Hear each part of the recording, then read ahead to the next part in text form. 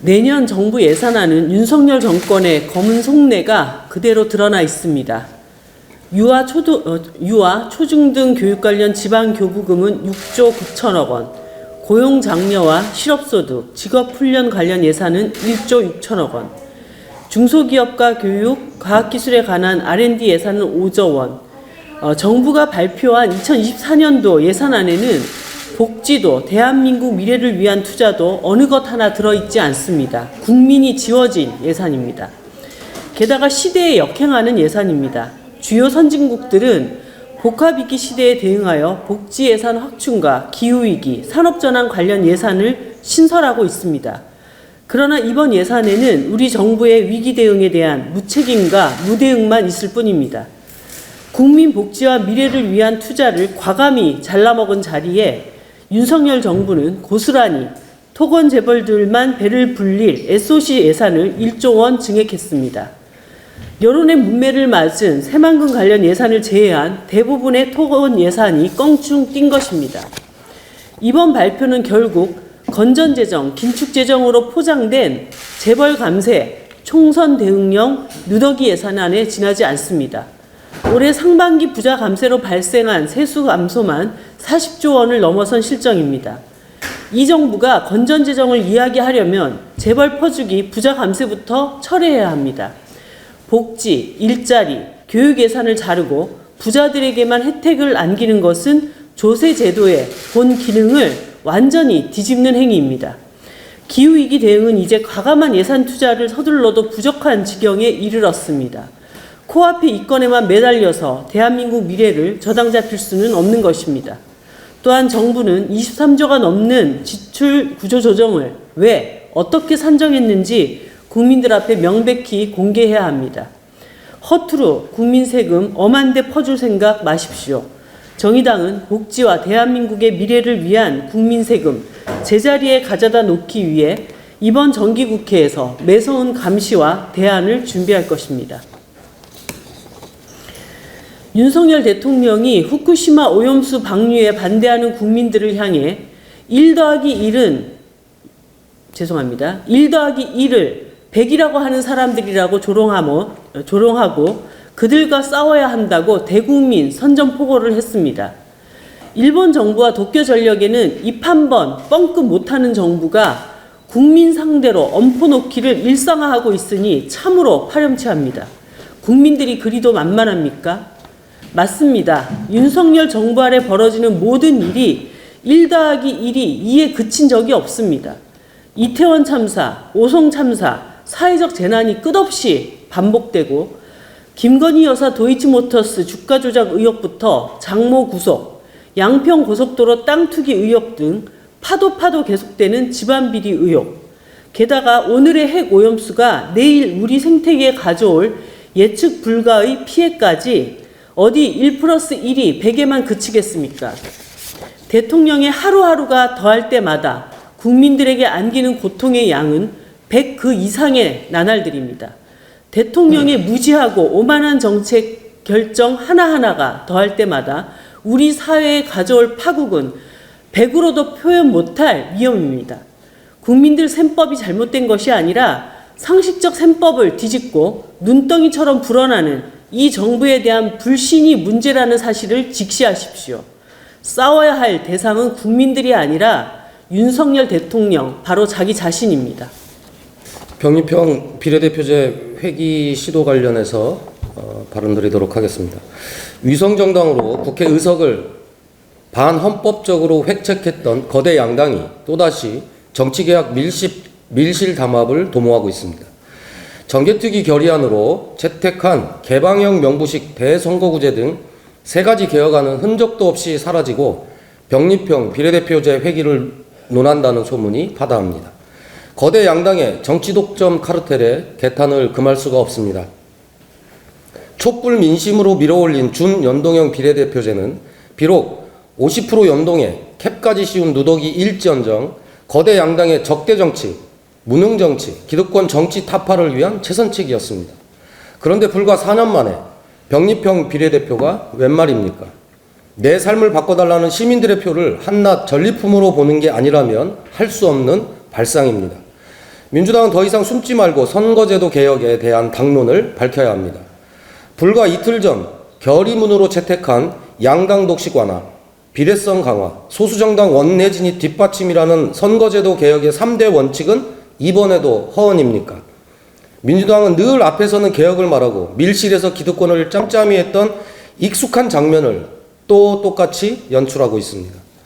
민주당은 촛불 민심에 대한 배신이냐, 선거제도 개혁을 통한 촛불 민심의 완성이냐, 이 중에서 양자택일하시기 바랍니다.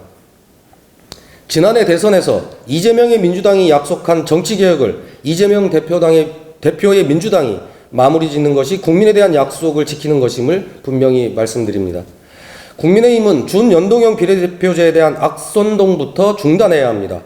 보수 진보를 넘나드는 시민사회와 여러 정당의 노력 끝에 도입한 준연동형 비례대표제를 위성정당으로 파괴한 장본인이 국민의힘입니다. 그런데 지금은 마치 위성정당 척결의 선도자인 양 위성정당 등장을 걱정하고 있습니다. 위성정당이 문제면 국민의힘이 안 만들겠다고 선언하면 될 일이지 병립형으로 퇴행하자는 것은 언어도단입니다. 국민의힘은 국회에 제출한 연동형 비례대표제 폐지 법안을 전부 철회하고 선거제도 협상을 밀실이 아닌 정개특위로 다시 가져올 것을 촉구합니다. 정의당은 다당제 연합정치라는 시대정신과 한국 정치의 진보에 역행하는 병립형 비례대표제 회기를 단호히 반대하며 대표성과 비례성 강화의 원칙을 반드시 관철하겠습니다. 거대 양당이 정치 독점을 위한 정치 개혁을 무모하게 시도한다면 이에 반대하는 여러 정당, 시민사회와 함께 단호히 맞설 것임을 엄중하게 경고합니다. 한 가지 더 말씀드리도록 하겠습니다. 고 최수근 상병 사망 사건에 대한 대통령 외압 의혹이 점차 확신으로 커지고 있습니다. 1사단 수사 결과에 대해 VIP가 경로했다는 박종훈 전 수사단장의 진술서가 공개된 지 사흘 만에 국방부 검찰단이 박 전 수사단장을 항명죄로 구속영장을 청구한 것입니다.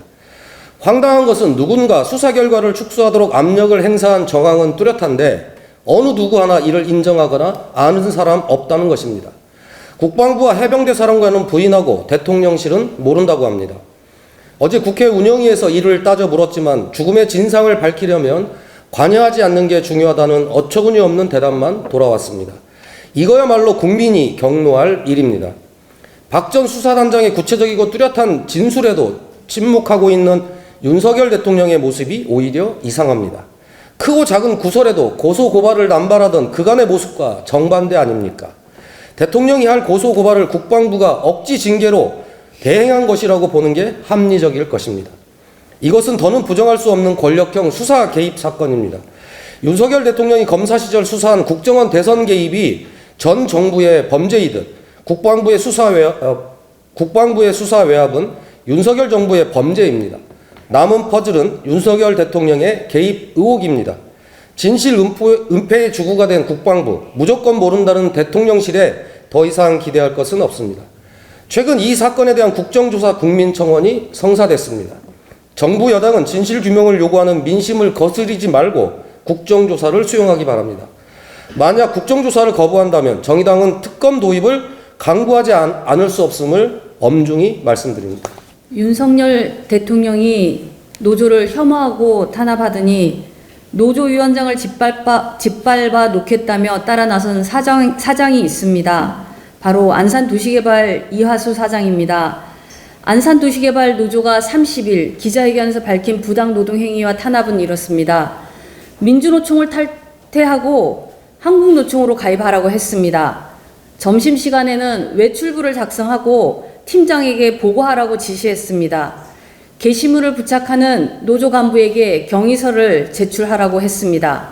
단체협약 해지를 통보했습니다. 지금 목표는 해고, 노조위원장을 짓밟아 놓겠다라고 했습니다. 노조위원장 자녀의 학교에 연락해 개인정보를 회사에 보내라고 요청했습니다. 노조 컴퓨터를 강제로 입수하는 과정에서 대표이사는 노조위원장을 폭행했습니다. 작년 11월 취임한 사장은 안산시의회 행정사무감사에 제출된 자료가 노조에서 보냈을 것이라는 추정만으로 이 같은 비상식적인 탄압을 하고 있습니다. 사장이 노조 활동에 부당하게 개입하고 폭행과 갑질을 하는데 민주노조라면 가만히 있겠습니까? 노조는 안산시의 부당노동 행위와 폭행을 일삼는 이하수 사장 해임을 요구했습니다. 안산도시개발은 안산시가 출자한 회사입니다. 지역 난방을 공급하고 있는 공익적 기관입니다. 지휘감독 권한이 있는 안산시는 노조 탄압과 각종 부조리에 관한 진상을 파악하고 대책을 마련하십시오. 노동부 안산지청도 갑질과 부당노동 행위가 난무하는 안산도시개발의 특별 근로감독을 즉각 실시하십시오. 내가 노동운동을 30년 했어요. 김문수 위원장님이 직접 오셔서 표창도 수여하고 라고 자랑하는 이하수 사장은 묵묵히 고생하며 노동운동을 하고 있는 분들 부끄럽게 하지 마십시오. 오죽 노동운동을 제대로 배우지 못했으면 단체협약 해지나 하고 노조위원장을 해고하겠다고 큰소리칩니까? 입에 담지 못할 폭언과 폭행을 합니까? 부끄러움이 뭔지 조금이라도 안다면 당장 사장 자리에서 물러나십시오. 김남국 의원에 대한 제명안이 부결됐습니다. 찬성 3명에 반대 3명. 누가 봐도 민주당 소속 3인의 반대 때문입니다. 역시나 민주당 정치인들은 전 국민적인 공분과 여론보다 자기들끼리의 끈끈한 의리가 더 중요한가 봅니다. 국회의원이 하라는 일은 안 하고 업무 시간부터 새벽 시간까지 가족들 명의 도용한다는 의혹을 받으며 수십억 코인 투기로 돈놀이에만 열중했습니다. 자기 배불리다가 들켜놓고는 탄압이라며 억울하다고 호소하다가 면피용으로 내년 총선에 불출마를 선언했습니다. 김남국 의원 제명안 부결에는 이 불출마 결정을 정상 참작해야 한다는 민주당 내부 여론이 영향을 끼쳤다고 합니다. 당장 의원직을 그만둬야 할 판에 내년은 무슨 내년입니까? 현행범 잡아놨더니 내년에 감옥 가겠다며 떼쓰는 꼴입니다. 노웅래 지키기, 이재명 지키기, 송영길 지키기에 이어 김남국 지키기일 뿐입니다. 그러나 민주당은 조국 한 명 지키려다 나라가 절단난 경험을 상기해야 합니다. 김남국 의원 본인이 자초한 악재가 야당 탄압이라는 착각은 금물입니다. 김남국 의원 코인 사태는 윤석열 정권이 아니라 사회 정의와 최소한의 도덕 윤리 그리고 이를 지지하는 국민들로부터 공격받고 있는 것입니다. 김남국 의원은 양심이 있다면 스스로 의원직을 사퇴하십시오. 윤석열 대통령이 국민의힘 연찬회에서 국가의 지향점이 이념이 되어야 한다고 말했습니다. 홍범도 장군 흉상 철거에 대통령의 뜻이 담겨 있을 뿐만 아니라 가장 중요한 국정과제로 생각하고 있다는 뜻입니다. 늦게 배운 도둑질에 날 새는 줄 모른다더니 늦게 배운 이념질에 국가의 역량을 쏟아부을 기세입니다. 지금 윤 대통령의 모습은 책 몇 권 읽고 세상을 다 알았다고 착각하는 얼치기 운동권 대학생과 똑 닮았습니다. 불과 1년 반 전 통합의 정치를 하겠다며 진보와 보수의 대한민국이 따로 없을 것이라던 그 사람은 어디 갔습니까? 이념은 현실을 분석하고 삶을 개선하기 위해 필요한 도구일 뿐입니다. 공산주의만큼이나 낡은 반공주의로는 지금의 대한민국을 분석할 수도 개선할 수도 없습니다. 국가의 지향을 이념으로 삼겠다는 것은 그것이 곧 전체주의 국가로 가는 길입니다. 윤 대통령은 본인이야말로 전체주의 세력이 아닌지 돌아봐야 할 것입니다. 한 말씀 더 드리겠습니다. 우물쭈물하다 이럴 줄 알았습니다. 김남국 의원 제명안이 부결됐습니다. 내로남불, 제19 감싸기에 한 길로 달려가겠다는 민주당의 당당함에 할 말을 잃습니다. 이로써 민주당의 혁신은 완전히 끝났습니다. 본분을 저버린 국회의원 하나 내치지 못하는 정당이 무슨 낯으로 정부를 비판할 수 있겠습니까? 대통령을 보고 기겁하는 국민들은 민주당을 보며 한숨을 쉬고 있습니다. 도덕성도 책임감도 내팽개친 민주당은 윤석열 정부의 오만과 독선을 심판할 야당으로서의 자격을 상실했습니다. 김남국과 함께 망하기를 선택했으니 국민의 심판을 받을 것입니다.